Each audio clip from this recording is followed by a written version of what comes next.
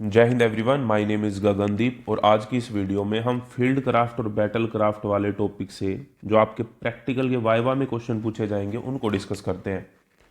सबसे पहला क्वेश्चन आपसे पूछा जा सकता है कि what is the field craft, की फील्ड क्राफ्ट क्या होती है। तो आपको बताना है the art of making the best use of available ground, कि जो भी हमारे पास उपलब्ध भूमि है यानी कि अवेलेबल ग्राउंड है उसका सर्वोत्तम उपयोग करने की जो कला होती है उसको हम क्या बोलते हैं, फील्ड क्राफ्ट बोलते हैं।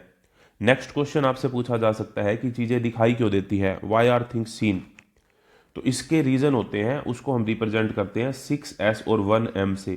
6S मतलब शेप आकार की वजह से, स्पेसिंग दूरी की वजह से, सिलोटे छाया आकृति की वजह से, सरफेस सतह की वजह से, शाइन चमक की वजह से और शैडो छाया यानी कि परछाई की वजह से।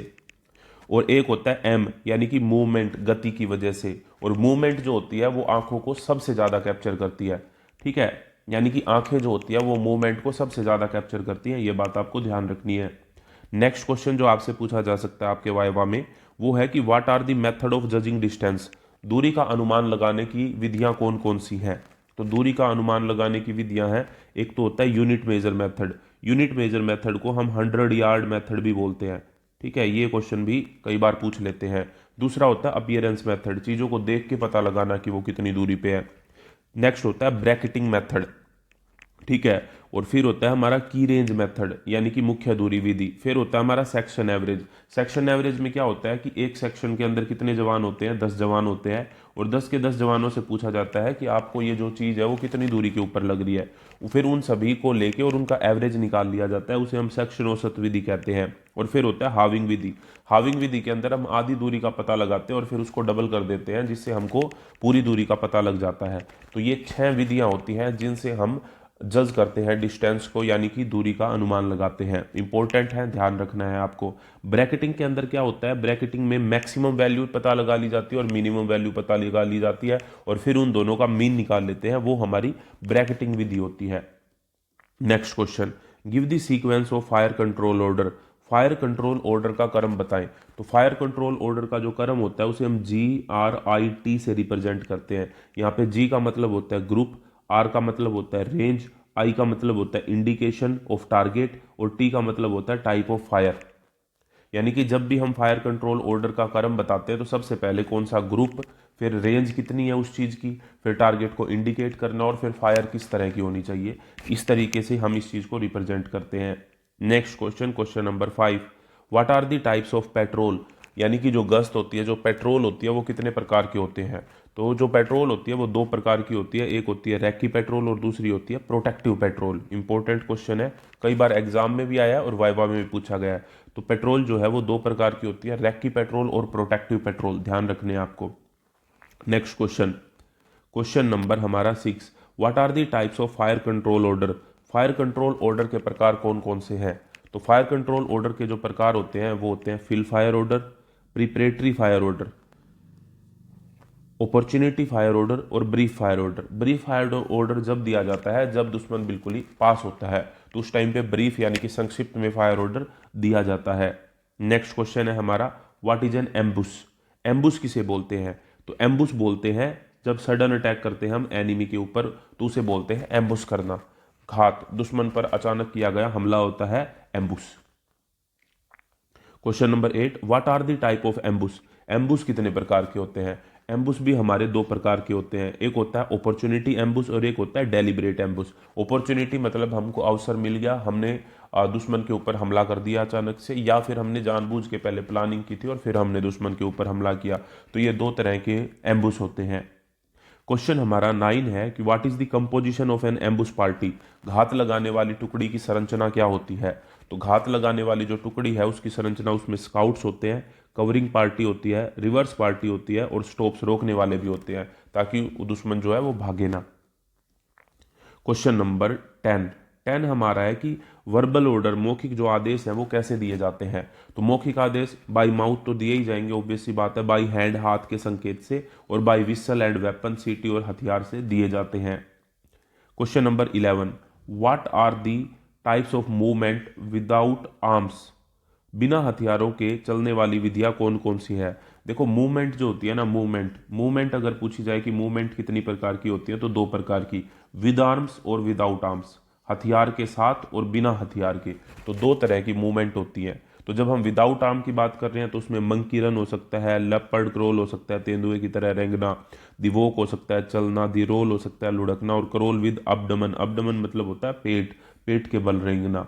इसी तरीके से कुछ मूवमेंट होती हैं जो विद आर्म्स होती है। आर्म्स का मतलब यहाँ पे हथियार है। तो हथियारों के साथ में जो मूवमेंट होती हैं वो होती है द घोस्ट वॉक यानी कि भूतिया चाल, द मंकी रन बंदर दौड़, द लेपर्ड क्रोल तेंदुए की तरह रेंगना, चलना और लुढ़कना।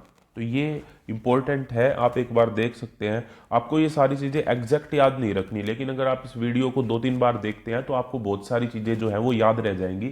और जब वाइवा में आपसे क्वेश्चन पूछे जाएंगे, क्योंकि आपका ए सर्टिफिकेट का एग्जाम है तो क्वेश्चन आपसे आसान ही पूछे जाएंगे, तो ज़्यादा डिटेलिंग याद रखने की ज़रूरत नहीं है। लेकिन आप बस इन्हें सुन लीजिए 2-3 बार। जब आप सुन लेंगे तो आपको चीज़ें याद रह जाएंगी, आप बता पाएंगे और आपके जो वाइवा में है वो बहुत ही अच्छे मार्क्स लगेंगे।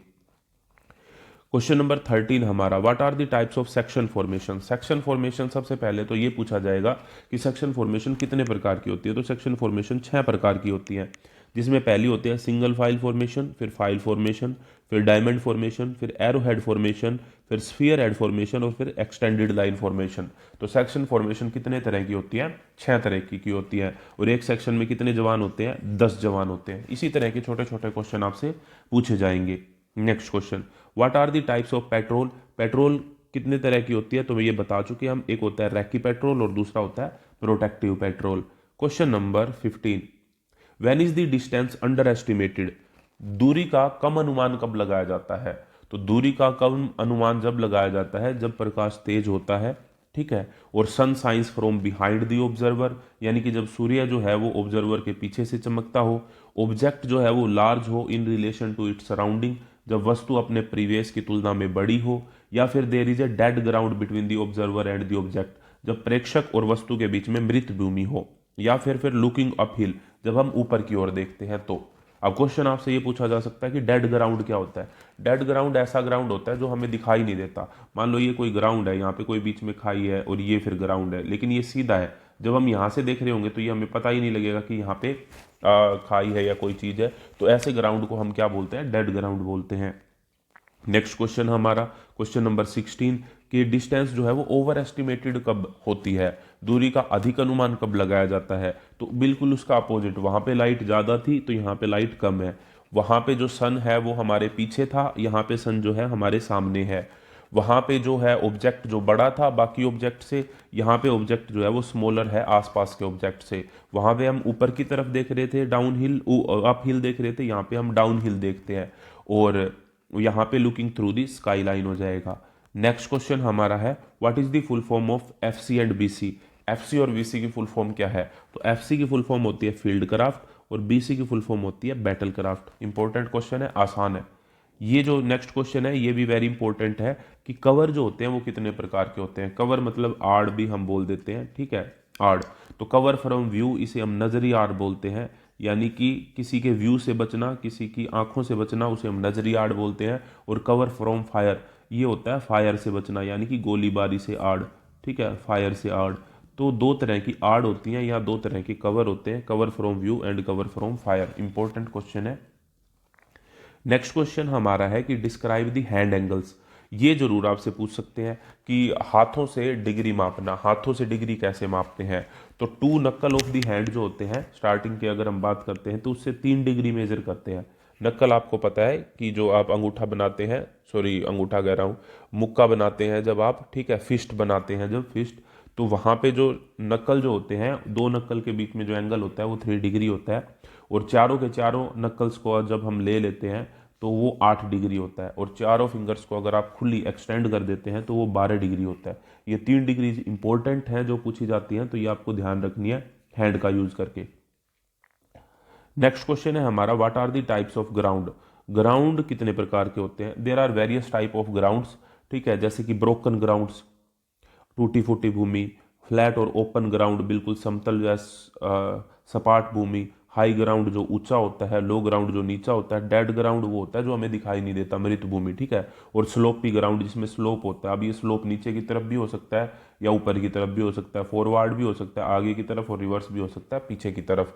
तो ये कुछ इंपॉर्टेंट क्वेश्चन थे एफसी और बीसी से जो आपके वाइवा में पूछे जा सकते हैं। आप 2-3 बार इस वीडियो को देखिए।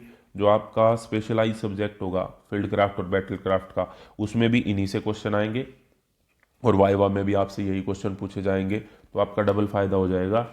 और आई होप ये वीडियो आपको अच्छी लगी होगी। इस तरह की और वीडियो के लिए आप प्राउड एनसीसी चैनल को सब्सक्राइब कर सकते हैं और अपने दोस्तों के साथ वीडियो को शेयर करना मत भूलें। Thank you very much.